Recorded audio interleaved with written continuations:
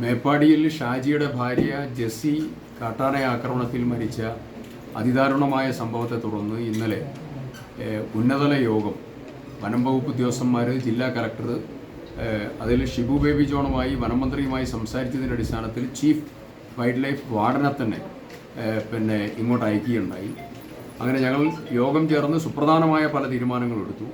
ഒന്ന്, ഫോറസ്റ്റ് ഡിപ്പാർട്ട്മെൻറ്റിൻ്റെ സ്ഥലത്തുള്ളതായിരിക്കുന്ന അടിക്കാടുകൾ മുഴുവൻ വെട്ടാൻ, റോഡ് സൈഡിലുള്ള അടിക്കാടുകൾ വെട്ടാൻ AI സംവിധാനം ഉപയോഗിച്ചുകൊണ്ടുള്ളതായ അലാം സിസ്റ്റം, മുന്നറിയിപ്പ് സംവിധാനം നൽകുന്നതിന് വേണ്ടിയിട്ടുള്ള നടപടികൾ, പിന്നെ നിലവിലുള്ളതായ RRT ശക്തിപ്പെടുത്താനുള്ള തീരുമാനം, അതോടൊപ്പം മുൻകാലങ്ങളിൽ ഗുരുതരമായി കാട്ടാന ആക്രമണത്തിൽ പരിക്കേറ്റ് വീട്ടിൽ കിടന്നുപോയിട്ടുള്ള ആളുകളുണ്ട്, ആരും ശ്രദ്ധിക്കുന്നില്ല.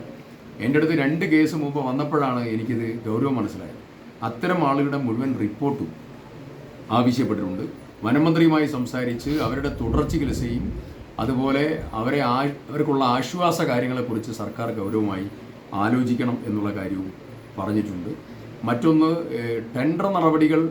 ഇപ്പം ഞാൻ 2.25 കോടി രൂപ ഞാൻ വെച്ചു. ഇപ്പോൾ കിഫ്ബി ഫണ്ടുണ്ട്, നബാർഡിൻ്റെ ഉണ്ട്, RKVY ഫണ്ടുണ്ട്.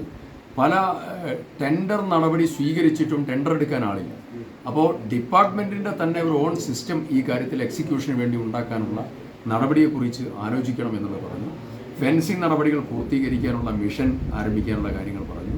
100 കോടി രൂപയുടെ ഒരു സ്പെഷ്യൽ സ്കീമിനെ പറ്റി സർക്കാർ ആലോചിക്കുന്നു. അങ്ങനെ തുടങ്ങി വിവിധങ്ങളായ കാര്യങ്ങൾ ചർച്ച ചെയ്ത് അതിലെല്ലാം ഒരു ട്രാക്ക് ചെയ്യാനുള്ള മെക്കാനിസം ഇന്നലത്തെ മീറ്റിങ്ങിലുണ്ടായി. അതിൻ്റെ റിപ്പോർട്ടുണ്ടാവും. ആ റിപ്പോർട്ട് തുറന്ന് 10 ലക്ഷം രൂപ കൊടുത്ത് ഉത്തരവാദിത്തം ഒഴിയുന്ന നിലപാട് സർക്കാരിനുണ്ടാവില്ല. പ്രൈവറ്റ് ആശുപത്രിയിലും പരിക്ക് പറ്റുന്നവർക്ക് ചികിത്സിക്കാനുള്ള സംവിധാനത്തിൻ്റെ കാര്യം സർക്കാർ എടുക്കാൻ വേണ്ടിയിട്ടുള്ള ശുപാർശയും മീറ്റിങ്ങിൽ ചെയ്യാൻ വേണ്ടി പറഞ്ഞിട്ടുണ്ട്.